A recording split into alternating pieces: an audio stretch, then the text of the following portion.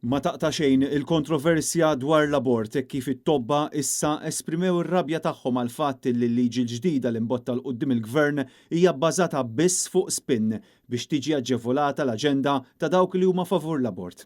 Fi stqarrija Doctors for Life fakru kif ix-xhieda fil-każ ta' Andrea Prudente ikkonfermaw taħt ġurament illi hi qatt ma kienet fil-periklu li tmut u għalhekk in-nuqqas tal-Ministru tas-Saħħa li dak iż-żmien żamm lura milli jagħmel l-affarijiet ċari talok lill-lobby favur l-abort biex jimbotta l-aġenda tiegħu. It-tobba insistew kif il-professjonisti Maltin f'sitwazzjonijiet simili dejjem offrew l-aqwa servizz possibbli, tant illi l-ebda omma tilfet ħajta f'Mater Dei b'komplikazzjonijiet ta' dan it-tip. Fl-istqarrija Doctors for Life jgħidu wkoll li meta kien feċċ il-każ ta' Prudente, apparti illi Fern baqa' sieket, anke d-Dipartiment tas-Saħħa ma qal assolutament xejn biex jipproteġi lit-tobba.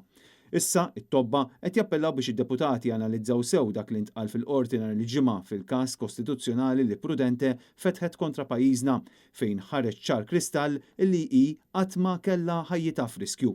Doctors for Life fakru illi l-emenda tal-gvern kienet infassla minħabba dan il-każ u allura issa qed jitolbu li bis-suppost bidliet li se jsiru il-gvern stess iserraħ ras kulħadd. L-istqarrija tgħid ukoll li t-tarbija fil-ġuf jeħtieġilha protezzjoni.